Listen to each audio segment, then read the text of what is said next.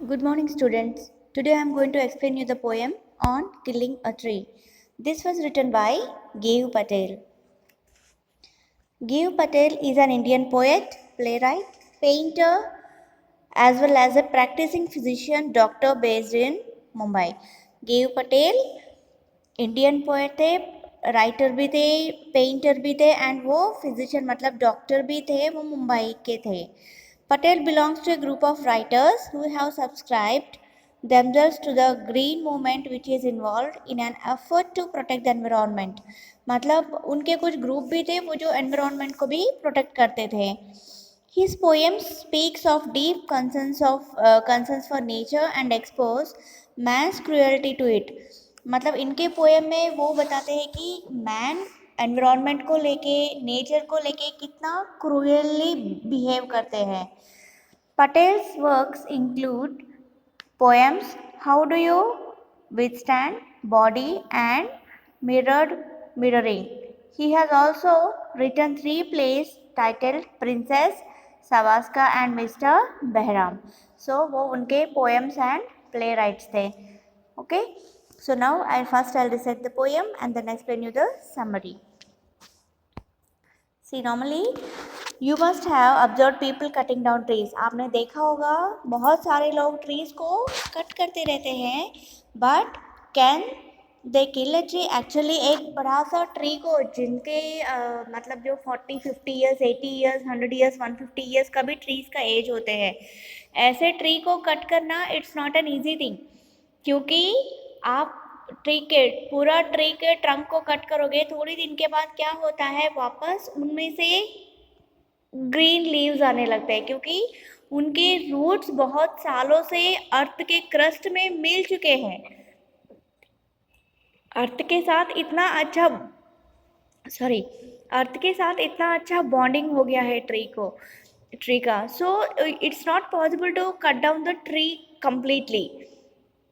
Okay, क्योंकि इतने सालों से वो अर्थ से बॉन्डिंग है उनका एंड वो सनलाइट, एयर सब कुछ वो ले रहा है. So the tree becomes very stronger, much stronger. So एक ह्यूमन का एक्स एक ट्री को कम्प्लीटली कट नहीं कर सकते हैं जब तक उनके सारे रूट्स को अर्थ के अंदर से वो निकालते नहीं है. So it's very difficult to cut a tree. यही मैसेज एक पोएट इसमें ये पोएम में हमें बताते हैं. ठीक है. First I will recite the poem. It takes much time to kill a tree, not a simple job of the knife will do it. Job means क्या है, सडन ब्लो, मतलब एक्स से सडनली हम ब्लो करते हैं ना, उसको job बोलते हैं. It has grown slowly, consuming the earth, rising out of it, feeding upon its crust, absorbing years of sunlight, air, water, and out of its leprous hide sprouting leaves. Leprous hide means क्या है, discoloured bark. जब tree newly grow होता है तो उसका bark एकदम थोड़ा tender green colour में होता है, लाइट ब्राउन कलर में. एंड जैसे जैसे ट्री ओल्ड होता जाएगा उसके बार्क जो है वो कलरलेस हो जाता है, एकदम मतलब कलरलेस हो जाता है. ठीक है, फेड हो जाते हैं. So hack and chop, but this alone won't do it. Not so much pain will do it. The bleeding bark will heal, and from close to the ground will rise curled green twigs, miniature boughs, which if unchecked will expand again to former size. मतलब एक बार अगर आपने उन tree को cut किया, chop किया, उनको pen तो बहुत होता है, लेकिन उसके बाद से भी जो देखो, जैसे हम ह्यूमन बॉडी को कट करने से क्या होता है, ब्लड आता है.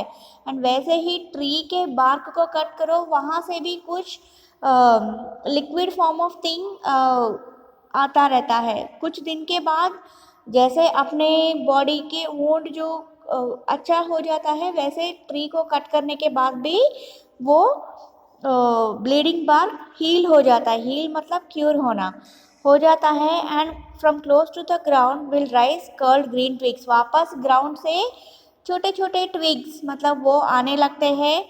मिनिएचर बॉस मतलब क्या है, वो छोटे छोटे ब्रांचेस भी आने लगते हैं एंड वो वापस एक्सपैंड भी हो जाते हैं. Okay, so nobody can cut a tree completely. No, the root is to be pulled out of the anchoring earth. It is to be roped. Anchoring earth means क्या है? Trees are held securely with the help of the roots in the earth. Trees जैसे जैसे बड़े हो जाते हैं उनका roots भी उतना ही स्ट्रांगली अर्थ अर्थ से जुड़ जाते हैं, अर्थ के अंदर मतलब एकदम डीप तक चले जाते हैं. So it is to be roped tight and pulled out, snapped out, or pulled out entirely out from the earth cave, and the strength of the tree exposed, the source, white and wet, the most sensitive, hidden for years inside the earth. मतलब एक tree को पूरा completely किल करने के लिए आपको क्या करना है? पूरा रूट्स को निकालना पड़ता है, क्योंकि जो अर्थ केव में मतलब इतने सालों से मतलब वो बहुत ईयर्स से अर्थ के इनसाइड जो है उनको पूरा निकालना पड़ता है. Then the matter of scorching and choking. Scorching and choking का मतलब क्या है? Then the matter of scorching and choking मतलब the drying up of the tree after being uprooted. मतलब एक बार पूरा रूट्स को अंदर से निकालने के बाद तब जाके ट्री कंप्लीटली ड्राई हो जाता है. So then the matter of scorching and choking in the sun and air, browning, hardening, twisting, withering and then it is done. तो एक बार वो पूरा ड्राई होने के बाद मतलब पूरा रूट्स को अंदर से निकालने के बाद वो पूरा ड्राई हो जाता है, उसके बाद एक ट्री कंप्लीटली मर जाता है, तब तक वो जिंदा ही रहता है. So it is not an easy to kill a tree. Now I will explain you the summary once again.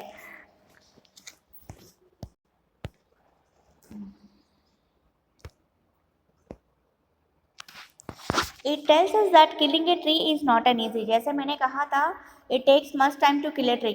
तो it's not a simple job of knife will do it. एक ट्री को किल करना बहुत hard thing है. It is very time consuming. मतलब उसमें बहुत time जाता है. The job of a knife और एन एक्स और chopping of a bough is not enough to bring the tree down. मतलब एक ट्री के एक ब्रांच को कट करने से आप ट्री को नहीं मार सकते. The jobs may inflict pain on the tree, but the pain is not enough to kill it. मतलब वो जॉब से मतलब एक्स से आप ट्री के ब्रांचेस कट करने से ट्री को नहीं मार सकते हो. हाँ, ब्रांचेस कट करो तो ट्री को पेन तो ज़रूर होता है, लेकिन उससे ट्री मर नहीं जाता है. देखो कभी कभी लोगों को एक्सीडेंट हो जाता है, उनके हाथ पाँव लिम्स कट हो जाते हैं, लेकिन आदमी जिंदा रहता है. तो इसका मतलब कोई हाथ पाँव निकलने से we can't die. The same thing happen with the trees. उनके ब्रांचेस कट करने से ट्री मर नहीं जाता है. हाँ, बट पेन तो बहुत होता है.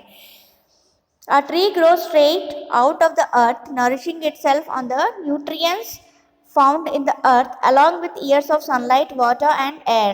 मतलब जैसे मैंने कहा था वो ट्री कुछ सालों से अर्थ के न्यूट्रिएंट्स को लेके सनलाइट, वाटर, एयर को ऑब्जर्व करके बड़ा होता है. And even though the bark looks irregular and scaly, leaves and branches sprout off it. मतलब वो ब्रांचेस भी एकदम स्ट्रॉन्ग हो जाते हैं. The bleeding bark, the part where it has been wounded और where a bough is chopped off will heal with time. जैसे tree के बार्क को मतलब वो ट्रंक को जब चोट लगती है एक्स से या किसी से, थोड़ी दिन के बाद वो हील हो जाता है. जैसे अपने बॉडी में कोई चोट लगती है तो कुछ दिन के बाद कैसे क्योर हो जाता है, वैसे ट्री को भी कुछ ऐसे ब्लोस लगने के कुछ टाइम के बाद वो ठीक हो जाता है. New green twigs will grow again. Boughs chopped off will be replaced by new boughs which will grow into their former size. जैसे मैंने कहा था छोटे छोटे न्यू लीव्स आने लगते हैं एंड वापस ब्रांचेस भी आने लगते हैं एंड ब्रांचेस भी उनके फॉर्मर साइज मतलब जो साइज मतलब जब वो कट करने के टाइम पे जो साइज में था वापस उतने ही साइज में वो ग्रो भी हो जाते हैं. The poet explains how tree could be killed. Poet ने बताया ट्री को कैसे मारते हैं.